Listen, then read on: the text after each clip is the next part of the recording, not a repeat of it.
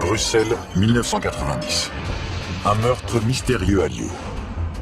Il existe un scénario possible. Une équipe d'agents secrets s'est rapprochée de sa cible, l'un des experts en armement de Saddam Hussein, Gerald Bull. Dans ce type d'opération, les agents choisissent d'abord l'endroit idéal pour un assassinat, puis la meilleure façon de le faire. Ensuite, ils surveillent la cible de près et s'assurent de pouvoir facilement prendre la fuite. Voici les principaux suspects de ce meurtre de haut vol. Le Mossad, la CIA et le MI6. Ils voulaient tous sa peau, ne reste plus qu'à savoir qui serait le premier. Aujourd'hui, et pour la première fois, d'anciens agents du Mossad et de la CIA examinent la tactique et la technologie utilisée au cours de cet assassinat. C'est une technique d'assassinat rapide et sans douleur. Leur mission, faire la lumière sur un mystère resté irrésolu jusqu'à aujourd'hui. Qui a tué Gerald Bull?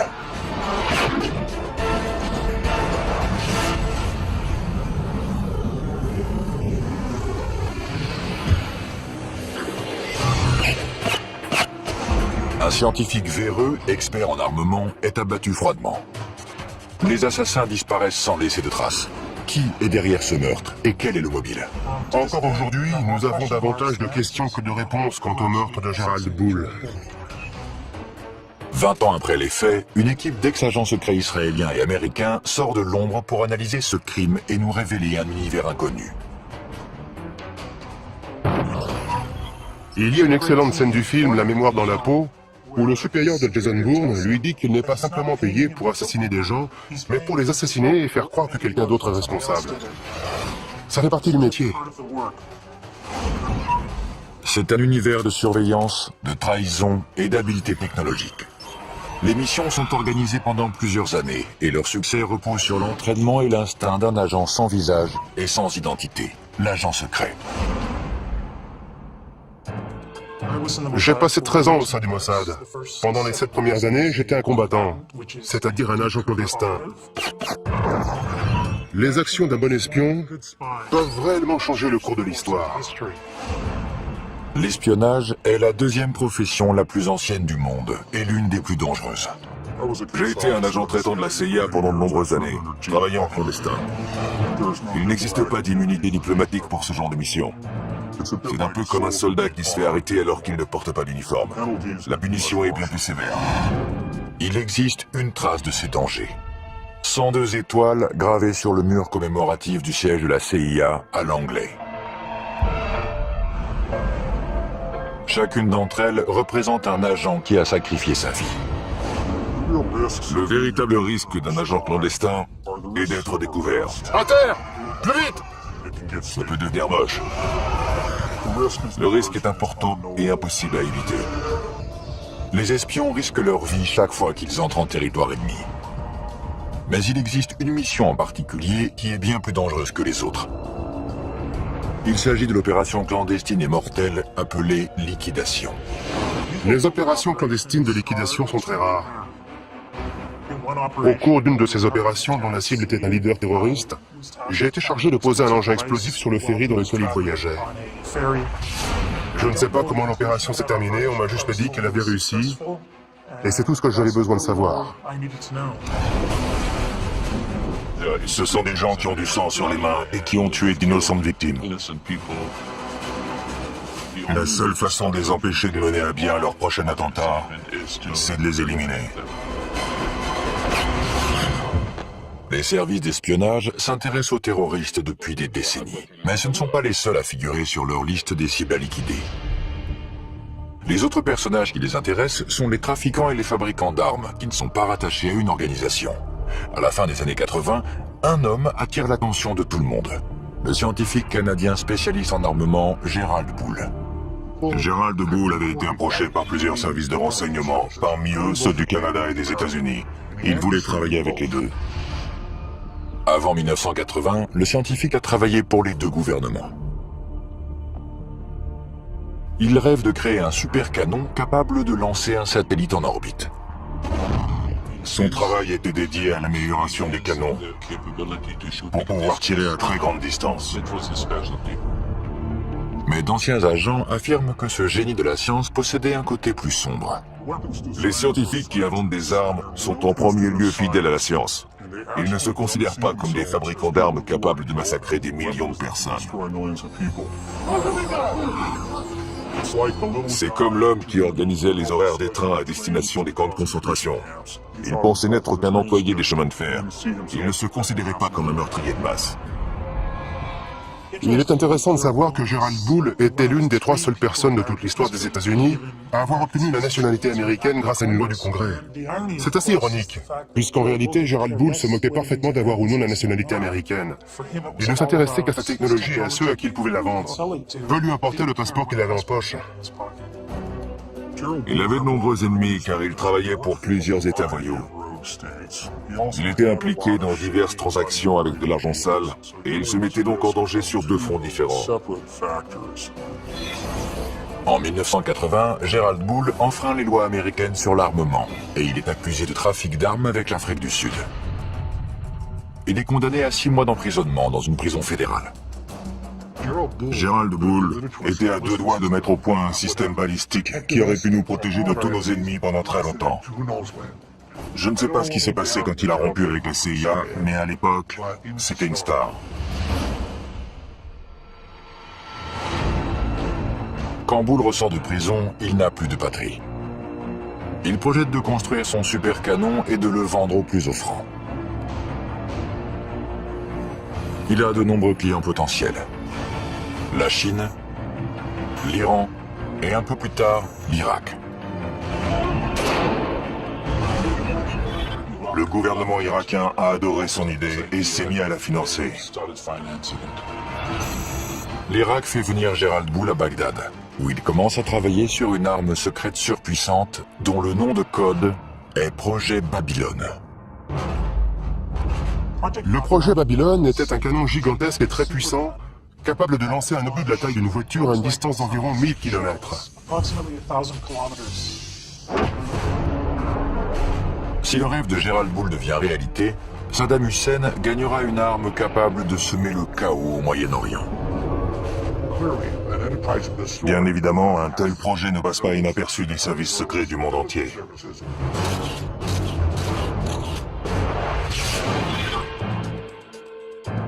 La nouvelle du projet Babylone se répand au sein des différents services de renseignement de la planète, y compris les services secrets israéliens, le Mossad.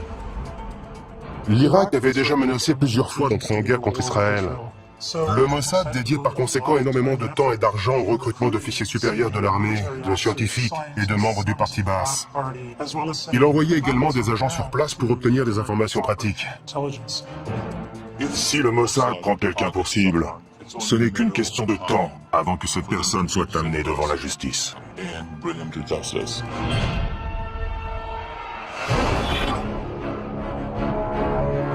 En Irak, Gerald Bull est très bien protégé. Chaque jour, l'étape finale de la construction de son super canon se rapproche.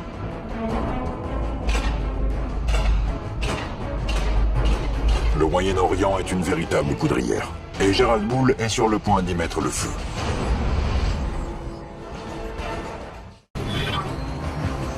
Irak, 1989. Le scientifique Gerald Bull, spécialiste en armement, travaille d'arrache-pied à son chef-d'œuvre, un super canon de 156 mètres de long, capable de semer le chaos au Moyen-Orient. Il s'est mis à travailler au service de Saddam Hussein, qui a déjà plusieurs armes de destruction massive et qui finance la fabrication de son canon. Cette arme aurait fourni une meilleure précision aux munitions. Bull était en train de rendre l'armée irakienne plus puissante. Nous ne disposions que de très peu de renseignements sur l'avancée des travaux sur ce super canon. Nous n'avions pas les agents nécessaires sur place. Cependant, il semble que le développement de la nouvelle arme de Gerald Bull soit surveillé de près par le Mossad, le service de renseignement israélien. Les informations recueillies par le Mossad concernant ce projet venaient de sources diverses. Certains renseignements étaient d'origine humaine et venaient de personnes haut placées dans le régime irakien qui avaient été recrutées et fournissaient des informations à des agents traitants du Mossad. Ce n'est plus le cas aujourd'hui avec les terroristes actuels, mais à l'époque, les Irakiens étaient encore sensibles aux méthodes de recrutement traditionnelles qui sont utilisées depuis que l'espionnage existe.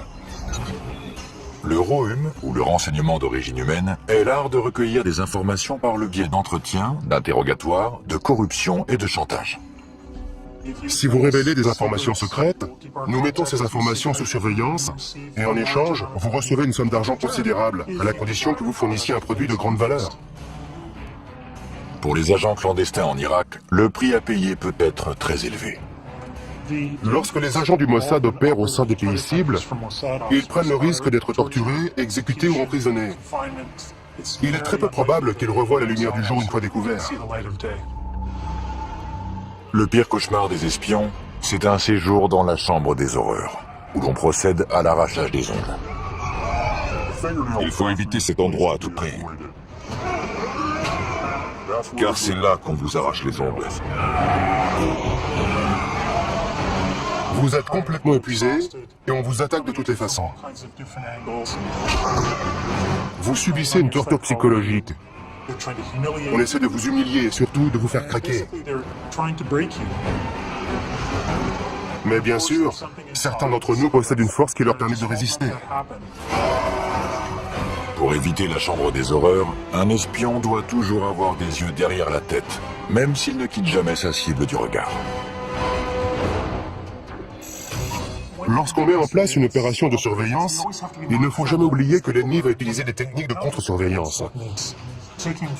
Prendre des photos d'un sujet est un acte agressif qui éveille les soupçons. Une grande partie de notre information est dédiée à la photographie clandestine. Et c'est l'un des éléments essentiels du métier que tout espion se doit de maîtriser.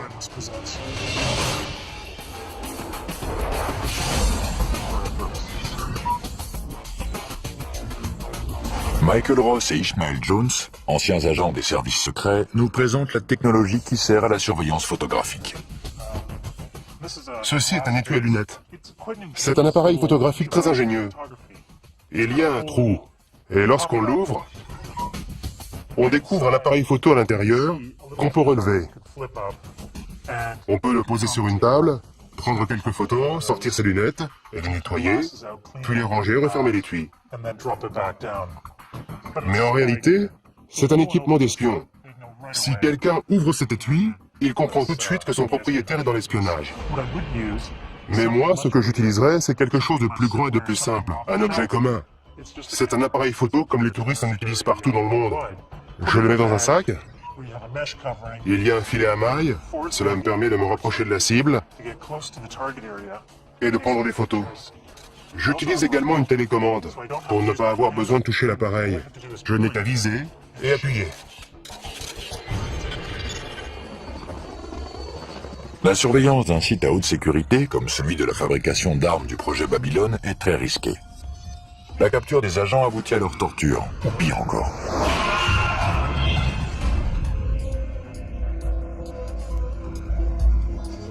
Il ne faut pas qu'on puisse nous repérer en train de prendre des photos depuis un véhicule. C'est tellement facile de se faire tuer dans un pays cible. L'une des techniques qu'on peut utiliser, c'est celle de la boîte de mouchoirs. On laisse quelques mouchoirs à l'intérieur et on y place l'appareil photo. Puis on l'installe sur le tableau de bord comme ça. Je choisis la position idéale pour pouvoir prendre des photos des cibles que je veux immortaliser. Et voilà, je suis juste assis dans ma camionnette, les mains sur le volant. Je n'utilise même pas l'appareil. Jabal Amrin en Irak, 1989. Gerald Bull teste une version réduite de son supercanon, le Mini Babylone. Il travaille également à l'amélioration du système balistique des missiles Scud de Saddam Hussein. Ces avancées pourraient avoir de terribles conséquences. Sa mission consistait à fabriquer des obus et des bombes qui transporteraient des armes chimiques et biologiques. Leurs effets auraient été catastrophiques. Pendant ce temps-là, le canon Babylone de 156 mètres de long en est encore au stade du balbutiement. Le nom de code du projet est PC2, pour complexe chimique numéro 2. Des tuyaux en acier parviennent d'Europe en Irak pour un soi-disant projet pétrochimique. Mais ils serviront à construire le canon du véritable Babylone. Au cas où Israël considérait ce super canon comme une menace potentielle, l'une des solutions consisterait à bombarder le site. Mais la géopolitique de la région rend cette option extrêmement risquée. Envoyer l'armée de l'air israélienne dans l'espace aérien des pays voisins qui faciliterait un bombardement est très difficile et très compliqué. Ce n'est pas une action qu'Israël peut mener sur un coup de tête. Habile, impitoyable et mortel. La réputation d'assassin de personnages importants du Mossad est légendaire. C'est une guerre dans l'ombre, et parfois, en temps de guerre, il faut faire preuve de violence pour pouvoir détruire l'ennemi. Le Mossad encourage cette réputation, car il pense qu'elle effraie ses ennemis et qu'ils hésiteront donc à attaquer. Gérald Boule et son canon surpuissant, financé par Saddam Hussein, représentent une menace potentielle aux yeux d'Israël. Le projet attire maintenant l'attention des services secrets du monde entier. Il venait en aide à l'Irak, et il savait pertinemment que ce pays était devenu l'ennemi des États-Unis. Le projet d'armes secrètes de Gérald Boule implique toute la planète. Des éléments essentiels à sa construction ont été fabriqués dans plusieurs pays différents. Gérald Boule effectue plusieurs allers-retours entre Bruxelles et le Moyen-Orient, et il reste quasiment intouchable lorsqu'il est en Irak. La logistique d'un assassinat alors qu'il est sous la protection du régime irakien est beaucoup trop compliquée. Il s'agit d'une opération d'une envergure trop importante pour être menée à bien. L'un des scénarios envisagés est d'attirer le scientifique hors d'Irak, en le faisant venir à Bruxelles à l'aide d'une tactique très utilisée. Flatter l'ego de la cible. Une fausse conférence a été annoncée et il était invité à intervenir et à prononcer le discours liminaire de cet événement fictif. Les services de renseignement ont les moyens d'organiser une conférence, de faire venir des participants, financer l'événement et inviter la cible à y participer en flattant sa vanité. On lui dit « Nous savons que vous êtes le plus grand spécialiste en canon du monde et nous aimerions que vous participiez. » Selon Yuval Aviv, ceux qui essaient de piéger Gérald Boule l'ont alléché davantage en utilisant un pot de miel. Le pot de miel est un terme qui remonte à l'époque de la guerre froide. Le pot de miel, c'est une femme qui était probablement chargée de l'attirer hors d'Irak jusqu'en Europe. Il s'agissait certainement d'une jeune journaliste. Dans le cas de Gérald Boule, je ne suis pas certain qu'il y eut un pot de miel. Je pense qu'il voyageait régulièrement en Europe, puisque c'est là qu'il conduisait ses affaires. C'était beaucoup plus simple d'attendre qu'il revienne en Europe et le cibler ensuite.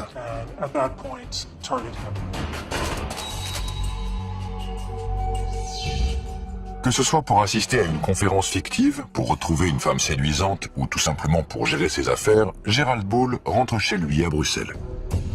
Selon certaines sources belges, il n'est pas seul. Un ou plusieurs services de renseignement maintiennent une surveillance constante. L'équipe de surveillance doit être dynamique et souple pour pouvoir suivre la cible dans n'importe quelle situation. Le plus important, c'est d'être capable de découvrir où le sujet habite, quelles sont ses habitudes et quels endroits il fréquente. En 1990, la technologie n'était pas aussi développée qu'aujourd'hui. Il y avait certainement des agents qui le surveillaient directement en le suivant et en essayant de maintenir autant de distance possible entre eux pour éviter d'être repérés. Si un agent est découvert pendant une opération de surveillance, c'est toute la mission qui est compromise.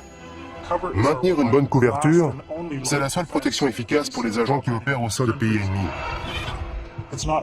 Ce ne sont ni les armes, ni la maîtrise des arts martiaux qui vous protègent dans cette situation, mais bel et bien votre couverture.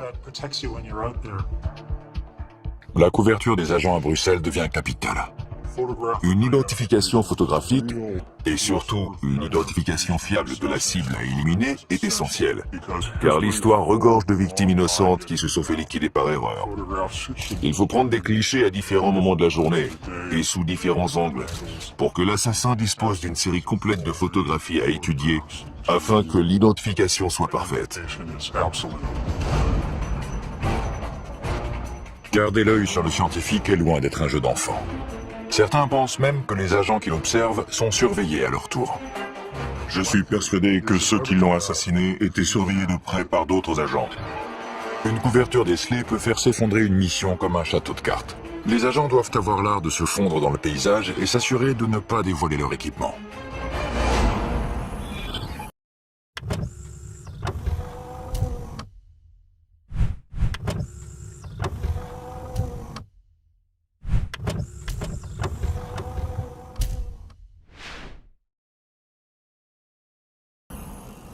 Celui-ci peut se transformer en... Michael Ross, ancien agent du Mossad, et Ishmael Jones, ancien agent de la CIA, nous expliquent les dangers de l'utilisation de matériel d'espionnage. Que se passe-t-il si vous êtes découvert avec cet équipement? Si vous avez en votre possession ce type de matériel pendant un interrogatoire, on vous envoie immédiatement à la chambre des horreurs. C'est la preuve que vous êtes un espion. Si vous utilisez ce type d'objet, c'est que votre quartier général vous a confié une mission d'espionnage et les raisons pour lesquelles vous pourriez avoir besoin d'un tel équipement sont plus qu'évidentes. C'est ça qui me plaît dans cet objet. Il est ce qu'il est. Il n'est pas camouflé. Il ne reste plus qu'à sortir l'antenne, relever les sécurités, et une fois la lumière allumée, si j'appuie sur ce bouton, boum, quelque chose va exploser quelque part. D'un autre côté, il existe ces appareils de communication qui sont très intéressants et de très bonne qualité. Si on ouvre cet étui à cigarette, on découvre l'appareil qui permet de communiquer. C'est formidable. Plusieurs de ces objets servent à communiquer. Ceci est en réalité l'ancêtre du téléphone portable. Ce côté devient un micro une fois retourné et mis en contact avec l'intérieur. On sort l'antenne et on peut communiquer. Mais le problème, comme souvent, c'est que même refermé, on peut voir que ce n'est pas un simple stylo, mais qu'il s'agit d'un appareil de communication. J'imagine déjà les interrogateurs en train de démonter. Ouais. Et de disposer toutes les pièces sur une table. La première chose qu'ils font une fois qu'ils vous ont attaché à une chaise, c'est de fouiller tous vos vêtements et vos affaires et de démonter tout ce qu'ils trouvent. On peut inventer des cachettes très ingénieuses, mais ils les découvrent toujours très rapidement. Règle numéro 1 de l'espionnage, ne pas être pris. Règle numéro 2, le moindre petit détail peut signer votre arrêt de mort. La préparation des agents du Mossad est un rituel consistant à passer soigneusement en revue chaque objet, chaque vêtement et chaque accessoire qu'ils vont emmener. On peut monter une opération gigantesque, mais si un de nos vêtements porte une étiquette fabriquée en Israël, tout s'effondre comme un château de cartes.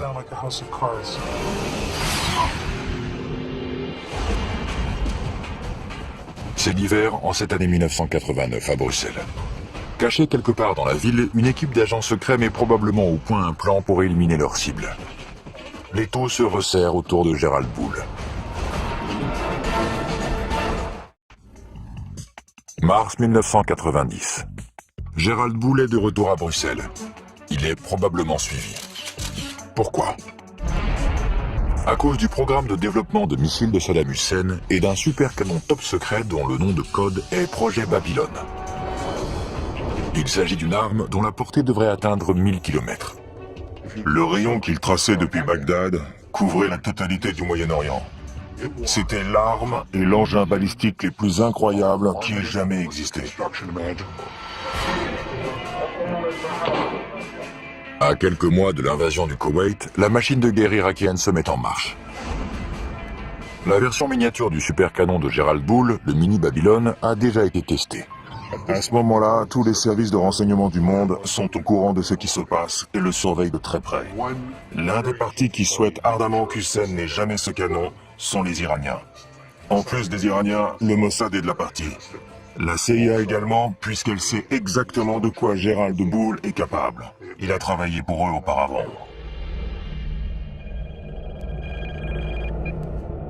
Une série d'avertissements tente de convaincre le scientifique de cesser immédiatement son travail sur le projet Babylone. Gérald Bull pense que des cambrioleurs se sont introduits plusieurs fois chez lui. Ces cambriolages envoient un message très clair.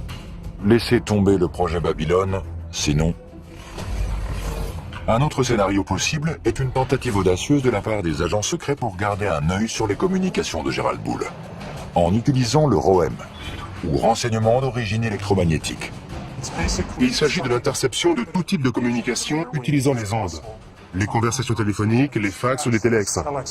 En résumé, tout ce qui peut être envoyé électroniquement est la cible du ROM. La CIA utilise depuis très longtemps ce type d'opération technique, qui consiste à installer des micros, des dispositifs d'écoute et de surveillance d'appels téléphoniques.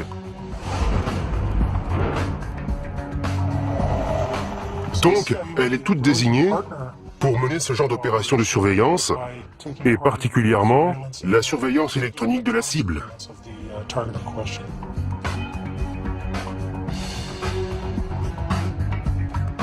L'écoute électronique est une compétence qui s'acquiert après des années de formation. L'ancien agent de la CIA Ishmael Jones nous dévoile l'univers des micros et des transmetteurs cachés. Ces appareils de surveillance électronique permettent d'en apprendre davantage sur les cibles. On a placé des dispositifs datant de la guerre froide dans certains objets de cette pièce. Dans ce téléphone, par exemple. Voici l'appareil d'écoute. Il n'espionne pas la ligne téléphonique, mais écoute les bruits de la pièce en général, et bien entendu les conversations téléphoniques également. En voici un autre installé sous le siège d'une chaise de bureau standard. Cette partie doit ensuite être recouverte de bois ou de tissu pour ne plus être visible. Pour dissimuler un dispositif dans un livre, il faut l'installer dans le dos. C'est d'ailleurs un appareil de la CIA. On peut voir le dispositif audio en haut, les piles sont au centre, et les autres éléments de l'appareil sont en bas. C'est un transmetteur complet. Mais lorsque la cible est mobile, il faut pouvoir suivre ses conversations à travers la ville. L'une des solutions possibles remonte à la guerre froide. Voici un dispositif d'écoute de la guerre froide. L'avancée de cette technologie, c'est que les conversations de la cible peuvent être entendues, peu importe où elles se trouvent, tant qu'elle porte ce manteau. L'inconvénient de cet appareil, c'est qu'il se remarque facilement. Il ne ressemble pas à un bouton normal. La cible peut s'en rendre compte et elle redoublerait alors de méfiance. Entrer par effraction dans l'appartement d'une cible importante comme Gerald Bull peut compromettre l'opération tout entière. On va devoir entrer par effraction, ou si possible avoir un rendez-vous sous de faux prétextes. Il faut alors réfléchir très vite à l'endroit où placer le micro. Le mieux est de disposer d'un mur commun tout à côté de la cible. On peut percer un trou dans le mur et y installer un dispositif audio ou vidéo. C'est une technique beaucoup plus intéressante. C'est plus simple d'avoir un appartement à soi pour y travailler. À Bruxelles, Gerald Bull est surveillé de près par une organisation sans visage et sans nom. Il reçoit un ultime avertissement. Cessez votre travail sur le projet Babylone. Mais il choisit d'ignorer la menace. La mission qui tente d'éviter la construction du supercanon de Saddam Hussein passe à la vitesse supérieure. La technique la plus simple pour stopper cette opération est d'éliminer Bull. Le spécialiste en armement canadien est condamné à mort. Bruxelles est un endroit idéal pour liquider un homme comme Gerald Bull. La ville est calme et sûre, et la cible se sent à l'aise et détendue. À Bruxelles, on entre en mode tourisme. Le scientifique pense que des cambrioleurs se sont introduits dans son appartement plusieurs fois, mais sans emporter d'objets de valeur. Il reçoit un ultime avertissement. Il doit cesser son travail sur le projet Babylone. De nombreux ennemis peuvent avoir été les auteurs de cette menace. Encore aujourd'hui, personne ne sait qui l'a appelé. La menace peut venir de différentes sources, y compris le Mossad ou l'Iran. D'après moi, les Iraniens pourraient très bien avoir assassiné Bull. Ils auraient pu le faire. Ils en avaient les moyens. Tous les plus grands services de renseignement sont capables de mener à bien une telle opération. Et ils l'ont déjà fait par le passé. La CIA, l'ancien KGB, aujourd'hui SVR, le MI6.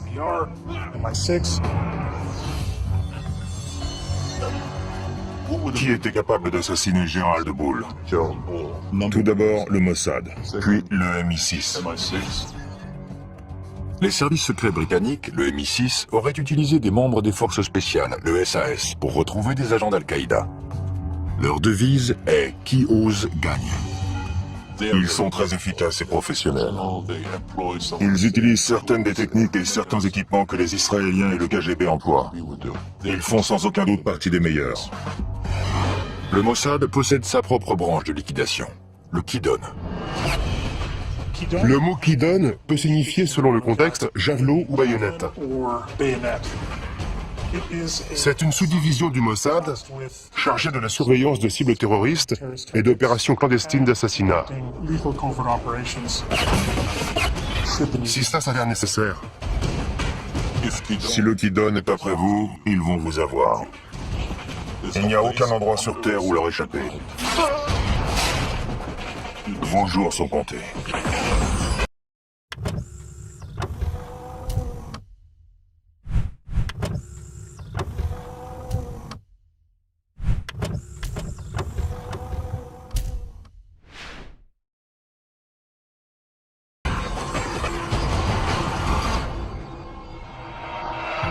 Bruxelles, mars 1990.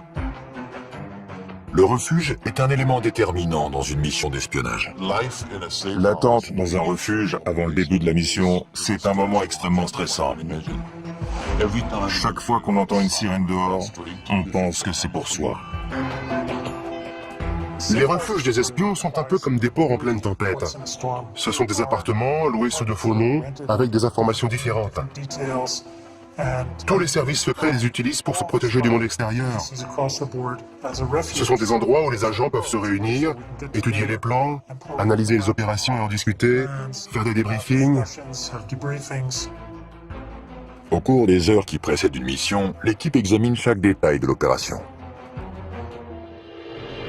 La tactique peut varier, mais une équipe de liquidation standard est composée de plusieurs agents.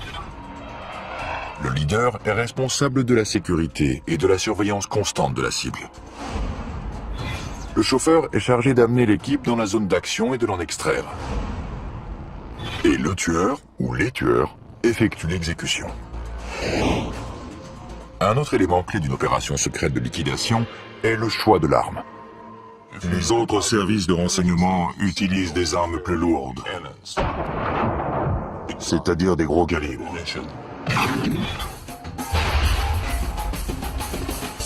Mais le Mossad a décidé que la précision est prioritaire.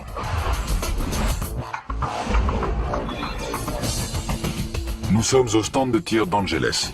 L'ancien agent du Mossad Michael Ross et le spécialiste en armes à feu Mike Cristano procèdent à une analyse balistique d'un assassinat. La première marque est celle du tir du 9 mm. Elle a traversé le gel de part en part. Ce type d'arme laisse de sacrés dégâts, sans parler de risquer de tuer un passant innocent qui se tient derrière. Le gel balistique a la même densité que les tissus musculaires humains semi-tendus. Il permet de fixer l'empreinte balistique d'une arme. Le calibre 22 est plus intéressant, car il fait ce qu'un assassin veut, c'est-à-dire pénétrer, pas trop profondément, et exercer toute son énergie dans le corps, le crâne, ou n'importe quel autre endroit atteint. Son énergie n'est pas projetée vers l'extérieur en laissant d'énormes dégâts, quelque chose de très visible. Lorsqu'il s'agit de liquider une cible, il vaut mieux choisir la discrétion.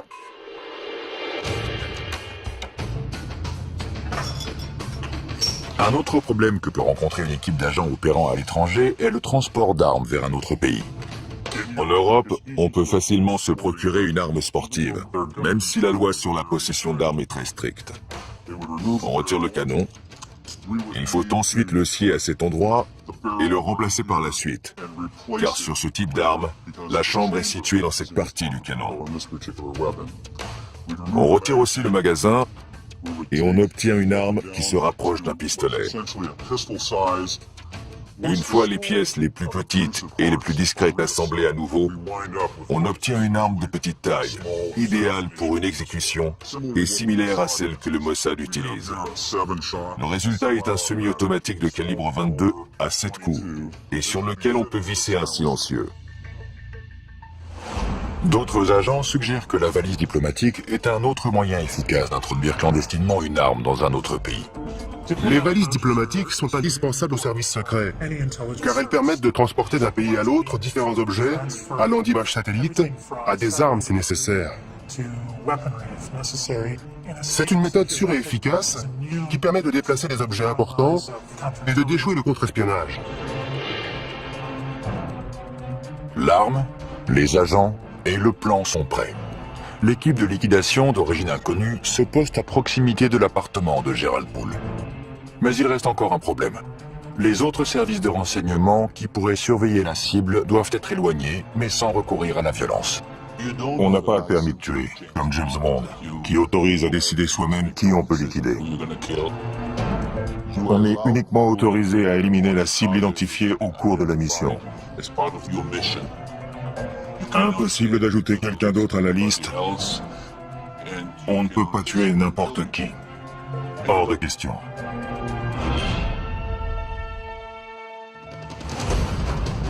Dans le cas de Bull, s'il était suivi par un troisième pays, la meilleure solution était de distraire l'équipe de surveillance pour l'éloigner. Au cours d'une opération clandestine de liquidation, l'équipe peut utiliser un appât pour créer une distraction. L'équipe se met en position pour passer à l'étape finale de sa mission, l'exécution de Gerald Bull.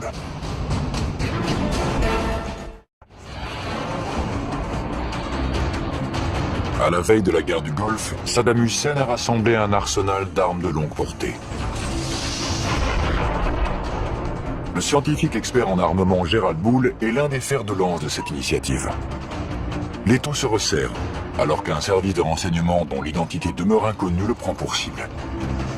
Il compte l'éliminer avant que son arme détruise l'équilibre précaire du Moyen-Orient. Bruxelles, 22 mars 1990. Une équipe d'agents secrets est en position aux abords de l'appartement de Gerald Bull. Toute la mission et ses mois de préparation dépendent de ce moment précis. S'il s'agissait d'une opération du Mossad, alors les agents devaient être à leur poste pour communiquer les informations et les mouvements de la cible. Si on suit ce scénario, c'est ensuite au tueur désigné, une fois l'identité de la cible confirmée, d'entrer en action. Le tueur doit rester concentré sur la cible et son second se charge de sa sécurité et d'empêcher toute intervention extérieure. Le leader de l'équipe déployée est responsable de leur sécurité lors de l'extraction. Au dernier moment, lorsque tout est en place et que tout le monde est prêt, l'équipe entre en action et procède à l'exécution.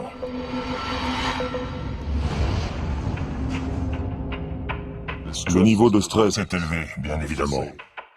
On entend le bruit d'une clé qu'on glisse dans la serrure, puis la porte qui s'ouvre, et on prie pour que ce soit notre cible et non quelqu'un d'autre. Puis la cible se trouve juste devant nous, et c'est là qu'il faut vous en occuper. Et avant que la cible meure, on s'assure qu'elle sait pourquoi on est là. On lui pose la question, vous savez pourquoi je suis là? Et on peut voir sa peur sur son visage, car elle sait pourquoi on est là.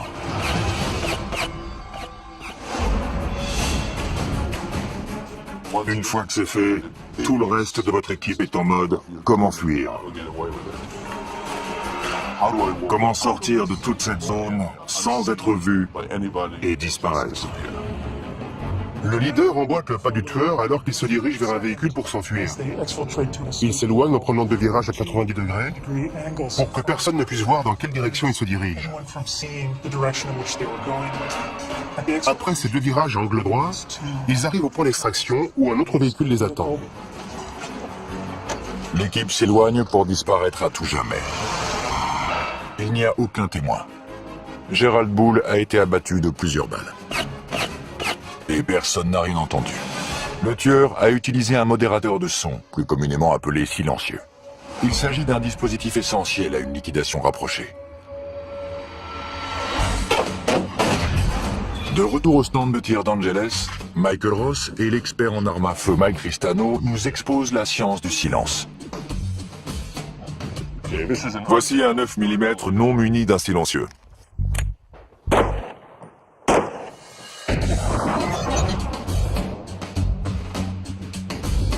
On ne peut pas dire que ce soit une arme silencieuse. Non, absolument pas. L'arme de prédilection du Mossad pour les exécutions est un pistolet de calibre 22 équipé d'un silencieux. Le principe d'un modérateur ou silencieux est assez simple. On le place sur la bouche du canon d'une arme à feu. Le mécanisme interne est une série de rondelles qui piègent les gaz libérés lors d'un tir. Le bruit est émis lorsque le percuteur heurte la balle, qui est ainsi projetée hors du canon. Si on parvient à étouffer ce bruit, à dissiper ces gaz avant que la balle ne sorte du canon, le tir devient très silencieux. Un silencieux peut réduire le niveau sonore d'un coup de feu de 30 décibels. Un autre avantage du silencieux est qu'il améliore la précision du tir. Le canon est rallongé, le tir est donc un peu plus précis. C'est le même principe qu'avec un fusil. Il est plus précis parce que le canon est plus long. Comme vous le voyez, les impacts sont relativement groupés. Je crois qu'on peut dire qu'il est mort. Grâce à leur technologie et à leur habileté, les assassins de Gerald Bull ont pu s'échapper sans être repérés. Mais le mystère reste entier. Qui a appuyé sur la détente? La probabilité qu'un service de renseignement étranger soit responsable de l'assassinat est grande. Le premier qui vient à l'esprit est le Mossad. Il est bien connu que le Mossad procède à des liquidations. Il existe une autre possibilité. Le tueur est peut-être un agent d'un autre service secret travaillant en collaboration avec le Mossad. La seule organisation qui pourrait collaborer avec le Mossad est le MI6 britannique. Le Mossad n'a jamais collaboré avec d'autres services par peur que l'autre organisation ne soit pas à la hauteur, qu'il y ait trop de paperasserie et que toute la mission soit ralentie. Mais ils ont collaboré à de nombreuses reprises avec le MI6. Et avec succès. De nombreux spécialistes sont persuadés que les responsables sont des agents du Mossad. Mais le résultat des analyses balistiques ne correspond pas à leur mode opératoire. Un pistolet calibre 22 avec silencieux. L'élément intéressant dans cette affaire est que Gerald Bull a été assassiné avec une arme de gros calibre. La scène a donc dû être très sanglante et je pense que cela indique que le tueur n'était pas un professionnel. Mais il existe bien entendu la possibilité que les tueurs aient choisi de faire croire que quelqu'un d'autre, nettement moins professionnel, était responsable du meurtre. Un troisième scénario pointe du doigt une autre organisation qui aurait été postée devant l'appartement de Gerald Bull avant l'assassinat. Les Iraniens. Les Iraniens figurent en bonne place sur la liste des suspects potentiels, au vu du simple fait que toute arme développée par l'Irak pourrait être utilisée contre eux.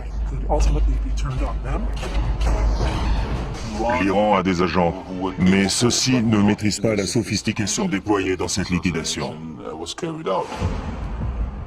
La CIA est un autre suspect potentiel de l'assassinat de Gerald Bull. Gerald Bull constituait une menace suprême. Et je pense que l'agence aurait fait appel à un allié qui utilisait des méthodes de liquidation.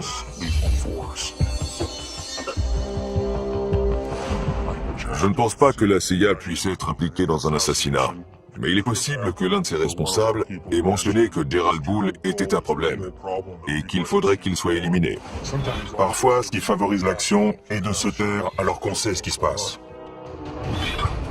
L'univers de l'espionnage est souvent comparé à un palais des glaces. La réalité n'est jamais vraiment ce qu'elle semble être.